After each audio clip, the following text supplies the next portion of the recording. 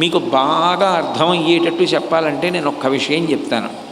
ఇప్పుడు నేను ఇవాళ అనాయాసం అన్న మాట గురించి మాట్లాడుతుంటే, ఆ గుణం గురించి మాట్లాడుతున్నప్పుడు నా శక్తి వంచన లేకుండా అవతల వారికి అర్థం అవ్వడానికి తగినంత ప్రయత్నం చేసి నేను చెప్పానా లేదా, అక్కడతో నా కర్తవ్యం పూర్తయిపోయింది.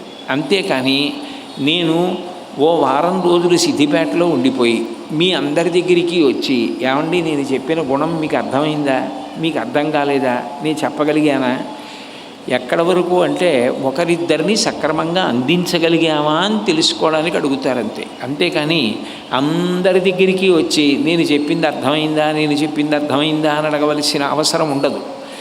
నేను చెప్పడం విషయంలో నా శక్తి వంచన లేకుండా చెప్పానా లేదా, నా కర్తవ్యం అయిపోయింది. ఇంటి యజమానిగా నేను మా ఇల్లు అభివృద్ధిలోకి రావడానికి ఎట్లా ప్రవర్తించాలో అట్లా ప్రవర్తించానా లేదా, నా కర్తవ్యం అయిపోయింది. నా కొడుకు వృద్ధిలోకి రావడానికి వీలుగా వాడికి ఒక ఆదర్శవంతమైన తండ్రిగా నేను ప్రవర్తించి చూపించానా లేదా, నా కర్తవ్యం అయిపోయింది.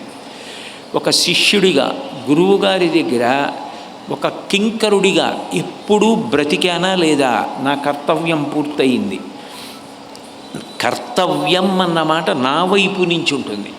అంతేగాని వాళ్ళందరూ తృప్తిపడ్డారా, వాళ్ళందరూ సంతోషించారా, వాళ్ళందరూ నన్ను మెచ్చుకున్నారా అన్నదాన్ని బట్టి ఉండదు.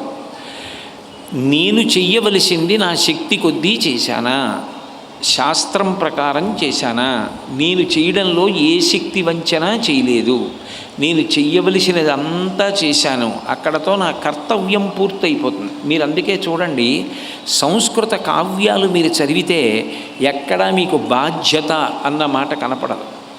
మీకు ఎక్కడ కనపడినా ఈ కర్తవ్యం అన్న మాట కనపడుతూ ఉంటుంది.